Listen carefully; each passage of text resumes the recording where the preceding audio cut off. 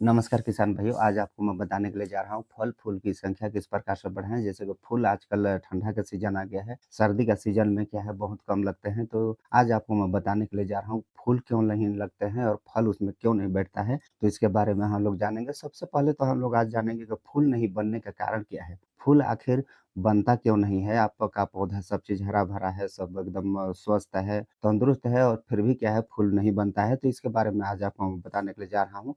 फूल नहीं बनने का कारण क्या है? खाद की अपर्याप्त मात्रा खाद की अगर आप खाद अगर डालते हैं तो उसमें क्या है आपको अपर्याप्त मात्रा में आप खाद वगैरह डालते हैं जैसे कि डीएपी हो गया, यूरिया हो गया या तो फिर जिंक हो गया, सुपर हो गया, इस प्रकार से जितने भी खाद होंगे, इसको आप अपर्याप्त मात्रा में अगर आप डालते हैं जैसे कि आपको एक उदाहरण के लिए बता दूँ कि आपका जैसे कि आपने फर्स्ट में बेसल डोज़ डाले हैं, बेसल डोज़ डालने के बाद क्या है, आपका 1 महीना 2 महीना हो जाता है, इस प्रकार से 30 दिन, 60 दिन तो उसमें क्या होता है कि जितना भी आप पहले डाले हैं, वो क्या है, उसका जो भी पोषक तत्व होता है, उसका जो भी खनिज होता है, जो भी उसमें मैंगनीज़ होता है, खनिज होता है, जो भी होता है उसमें जो भी पोषक तत्व होते हैं, आयरन वगैरह, तो क्या है ये खत्म हो जाता है, वहाँ से खत्म हो जाता है। खत्म हो जाने के कारण क्या है, बाद में आपका पौधा में फूल नहीं बनता है या तो फिर फल नहीं बनता है, यही मुख्य कारण एक होता है। अधिक उत्पादन के लिए आपको डालना चाहिए नाइट्रोजन, फास्फोरस और पोटेशियम इसके अलावा आपको कैल्शियम, मैग्नीशियम, सल्फर तथा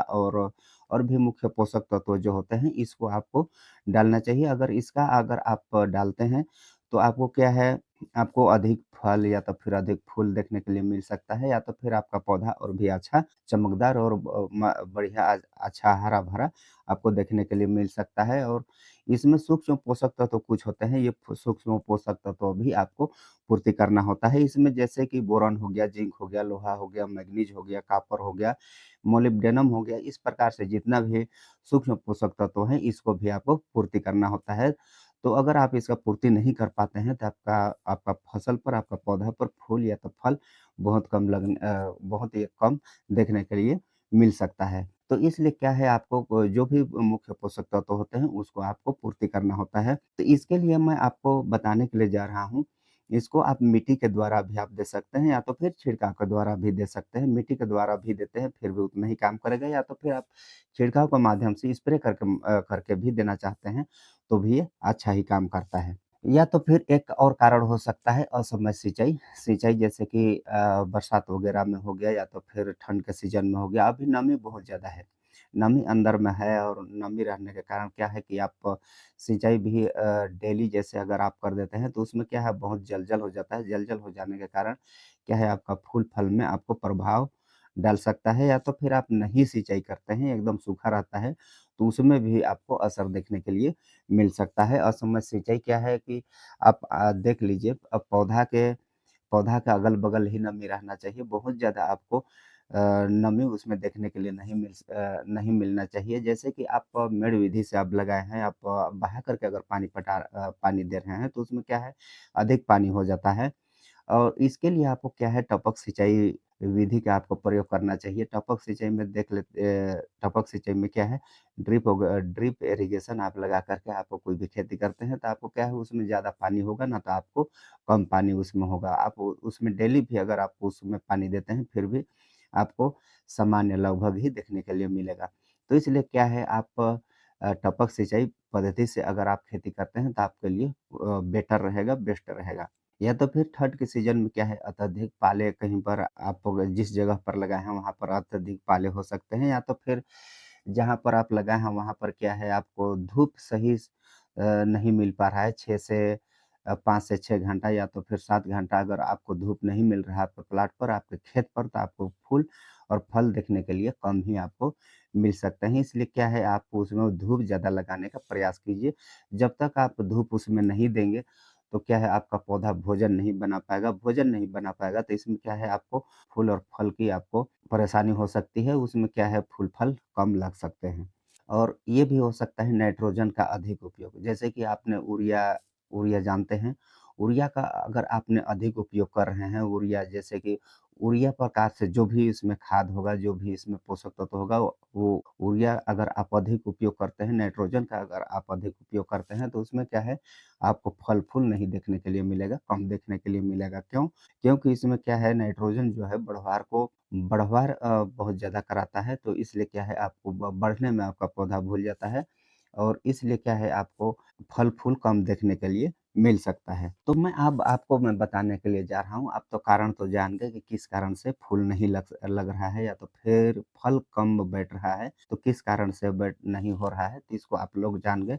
अब आपको मैं बताने के लिए जा रहा हूँ, इसको बढ़ाने के उपाय। फूल या तो फिर फल सबसे ज़्यादा लगे, फूल ज़्यादा लगेगा तब आपका फल लगेगा और फूल नहीं लगेगा लगेगा तो आपका फल भी नहीं लगेगा। तो इसको आप किस प्रकार से आप इसको बढ़ा सकते हैं, इसका आपको मैं उपाय बताने के लिए जा रहा हूँ। जैसे कि आप भी आपका खेत पर आपका फसल पर अभी फूल नहीं लगा है या तो फिर फूल लगने वाला है तो क्या है, आपको सिंचाई पर आपको मिट्टी में क्या देना है, इसको आपको बता रहा हूँ। कैल्शियम नाइट्रेट 3 किलोग्राम और बोरॉन आपको 1 किलोग्राम प्रति एकड़ आपको ये क्या है, सिंचाई के साथ में आपको मिट्टी पर इसको देना है। मिट्टी पर अगर इसको आप देते हैं तो आपको आपको क्या है कि फूल फल ये जो पोषक तत्व है उसका जो पौधा पर जो पोषक तत्वों की कमी है इसको ये पूर्ति करेगा। तो इसके लिए क्या है, कैल्शियम नाइट्रेट 3 किलोग्राम और बोरॉन बोरॉन आपको 1 किलोग्राम प्रति एकड़ आपको इसको देना है।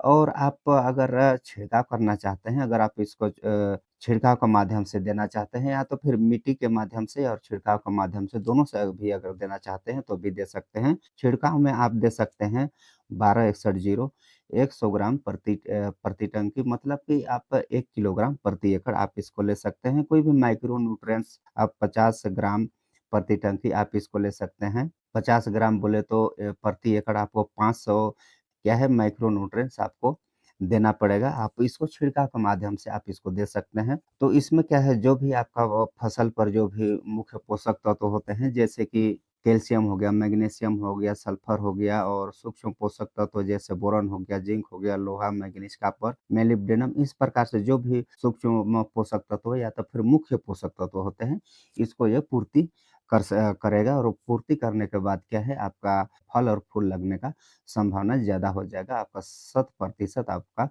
फूल और फल लगने की संभावना हो जाएगा। और आपको मैं बताने के लिए जा रहा हूँ, फूल लगने के बाद आप कौन-कौन सा इसमें टॉनिक आप चला सकते हैं। देखिए, तो ये टॉनिक है जिसको आप स्प्रे करके आप फल-फूल को आप बढ़ा सकते हैं। ये है होमोब्रासिनेलेट 0.4%, ये आपको 200 एमएल प्रति एकड़ आप इसका स्प्रे कर सकते हैं, 2 से 300 एमएल प्रति एकड़, या तो फिर अमीनो एसिड 62.5%, इसको आप 500 एमएल प्रति एकड़ आप इसका छिड़काव कर सकते हैं। 50 एमएल प्रति टंकी आप इसका डोज़ रख सकते हैं। तो इस प्रकार से, और एक है सीवेज एक्सट्रैक्ट, इसको भी आप ले सकते हैं। इसको भी आप 500 एमएल प्रति एकड़ आप इसका भी छिड़काव कर सकते हैं और 05234 आप 1 किलोग्राम प्रति एकड़ आप इसमें ऐड करके भी आप इसका छिड़काव कर सकते हैं। देखिए, ये होमोब्रासिनिलाइड हो गया या तो फिर अमीनो एसिड, आप किसी एक का आप स्प्रे करेंगे, आपको दोनों का स्प्रे आपको करना नहीं है। तो किसी एक के साथ आप क्या है,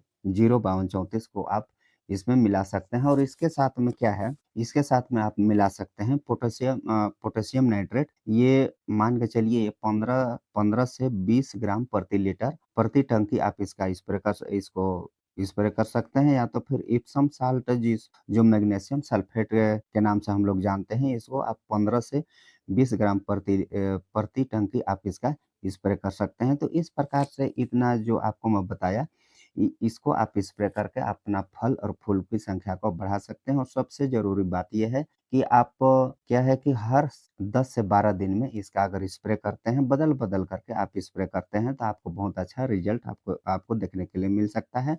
एक बार आप स्वीट एक्सट्रैक्ट कर लीजिए, उसके बाद अमीनो एसिड कीजिए, उसके बाद आप होमोब्रासिनोलाइड कीजिए। इसका आपको ये 2 से 3 आपको टॉनिक बताया, इसमें आप क्या है, बदल-बदल कर आप अगर इसका स्प्रे करते हैं, तो आपको बहुत अच्छा रिज़ल्ट देखने के लिए मिल सकता है। तो साथियों, क्या है, ये वीडियो आपको बहुत अच्छा लगा होगा, तो एक लाइक करना मत भूलिएगा। अभी भी आपने चैनल को सब्सक्राइब नहीं किए हैं, तो चैनल को सब्सक्राइब कर लीजिएगा। फिर मिलते हैं किसी नेक्स्ट वीडियो में, किसी नेक्स्ट टॉपिक में, तब तक के लिए बाय, जय हिंद।